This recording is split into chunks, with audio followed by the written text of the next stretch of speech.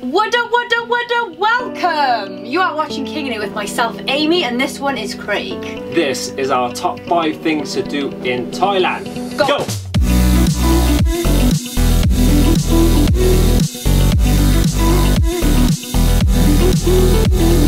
In no particular order, Chatuchak Weekend Market.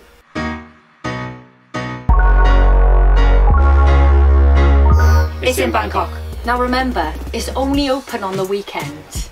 Don't be going on no Monday, there'll be no one there. It is the biggest market in the whole world. They literally sell everything. Good food, good cakes, good coffee. You know, the ones with the little balls in it and all that bubble tea stuff. Wicked cheap Thai food. There's loads of independent shops. You could buy like brand new t-shirts for like £3. If your nan needs some knockoff Nikes, this is where you get them. And as if it being the biggest market in the world wasn't enough, there's a huge night market that starts right after it next door, and it's wicked. So when you're in Thailand, you find yourself bartering for like 20p. So there was this really amazing Gucci purple jumper that I wanted, but I wasn't having it because he wanted 20p too much. But I wish I got it now. So don't be stingy, just pay that little bit more, yeah? Because look how good I would have looked in that jumper. Ooh. P.S. if you go in, buy it for me, yeah?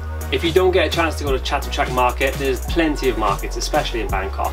There's floating markets, night markets, street markets, everywhere. We went to a few. One of the best ones we went to was in Kanchanaburi, and it was called Lamphaya.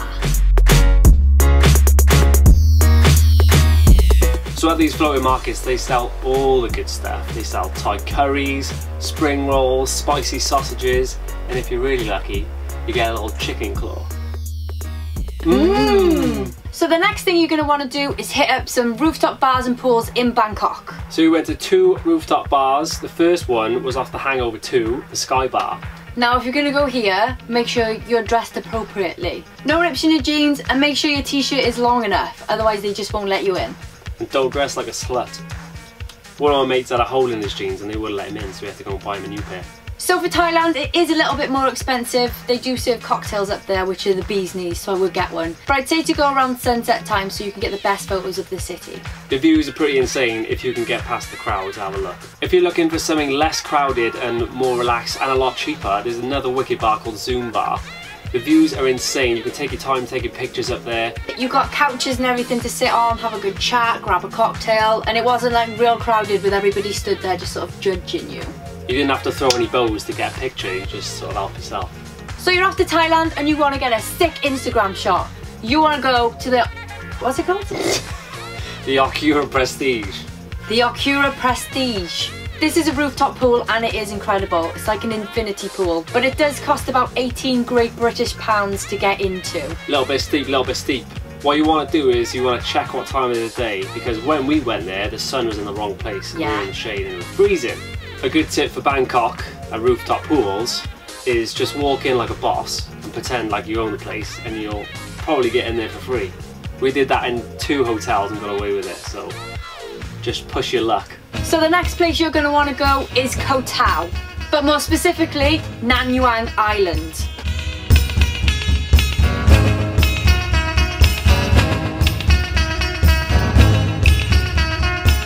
Nanyuan. So you know the beaches you see on like the internet and on like the walls of SCA Travel and stuff? This is that one. It's actually amazing.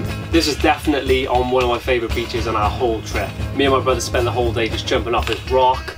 You can climb right to the top and the views are just insane, and this is where you get this picture. So you can actually stay on Nanyuan Island, but Koh Tao is a little bit cheaper, so stay there. And if you're going to go to Koh Tao, you can get a paddy license, you can just snorkel, there's wicked restaurants, there's fire shows every night, and there's just heaps to see. I think it was one of our favourites, wasn't it? It was up there, it was really beautiful, beautiful, beautiful place. If you're going to Thailand, then you've got to go to Koh Phangan, and you've got to go to the full moon party.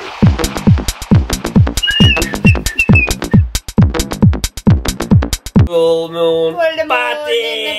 It's not for everyone. We knew what to expect, but you've just got to go to experience it. Don't be judging people who go to the full moon party, because if you've never been, it is an experience. Expect people to be off their tits on drugs.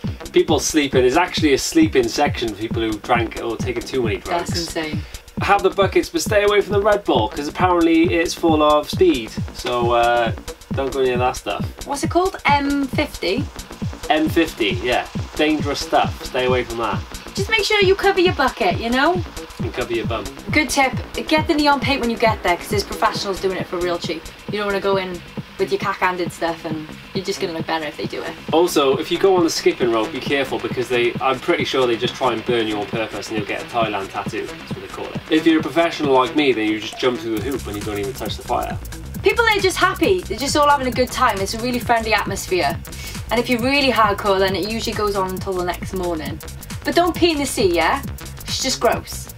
Check when the full moon parties are on before you go, but if not, there's half moon parties which are just as wicked. Last but by no means least is Elephant's World in Kanchanaburi.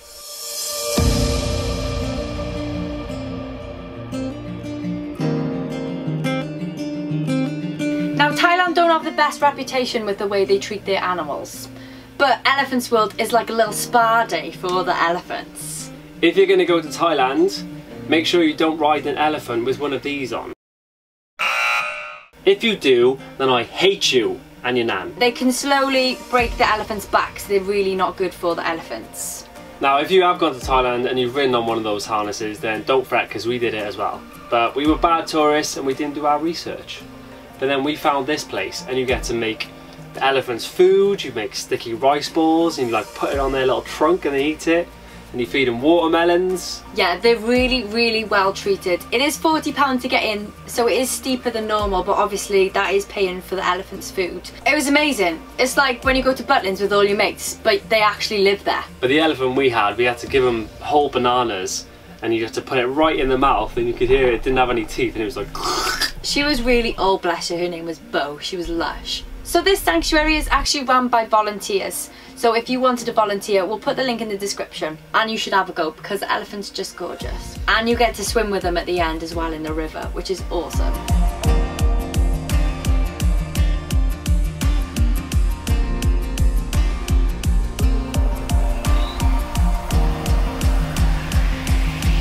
So that is it. That's our top 5 things to do in Thailand. If you haven't seen our video already, click this here and you can watch our whole trip.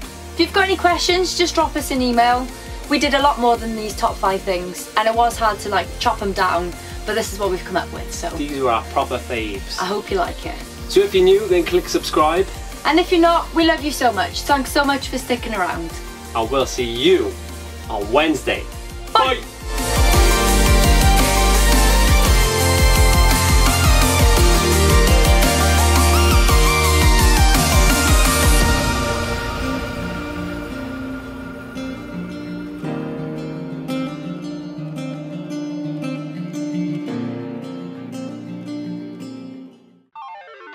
Kinging it.